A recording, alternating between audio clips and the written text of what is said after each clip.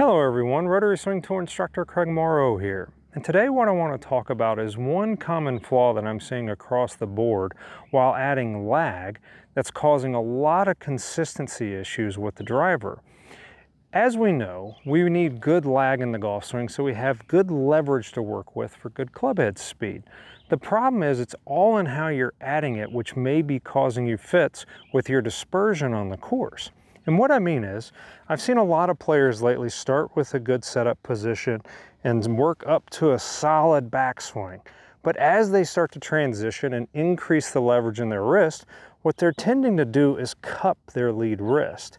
Now, if I cup my lead wrist like this, can I create a lot of angle? Absolutely. You can see between my forearm, my wrist, and the shaft right here, I've got a lot of good angle to work with. The problem is as I start to cup my lead wrist, what is that going to do to my club face? Well, that's going to start to open my club face.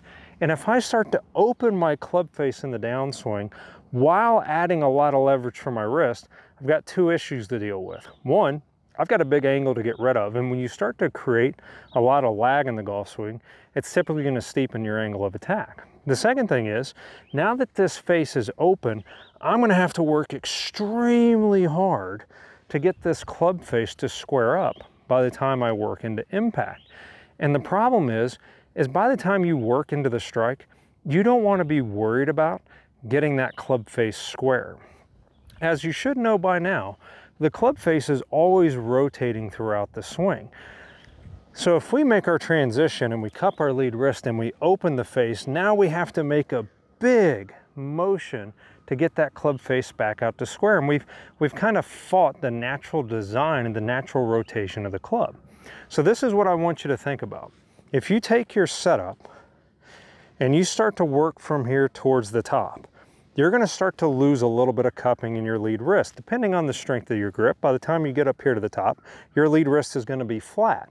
Now, as you start to transition and you start to allow the leverage in your wrist to increase, the lead wrist actually needs to start to flatten a little bit more as the trail wrist starts to increase and hinge.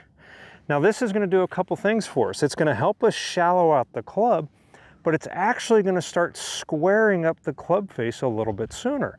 And when you start to look at all the data out in the world, you're going to see that the best players in the world actually start squaring up the club face very early in the downswing so that by the time they work into impact, they don't have to work so hard to get that club face to square.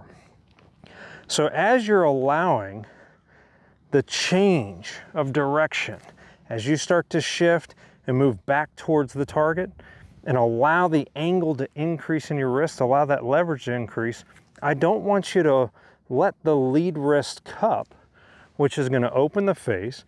It's going to tend to make your angle of attack a little bit steeper. It's going to tend to make you have to flip it. I want you to think about the opposite.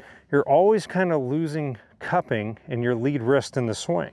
You start out a little bit cupped, you work up here towards the top, and then as you transition, I want you to kind of feel a little bit more of a flattening of your lead wrist and an increase a little bit in your trail wrist hinge, which is actually going to start to square up the club face.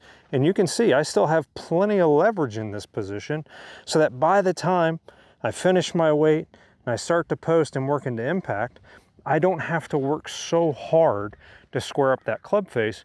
And it really is going to help you tighten up that dispersion on the course.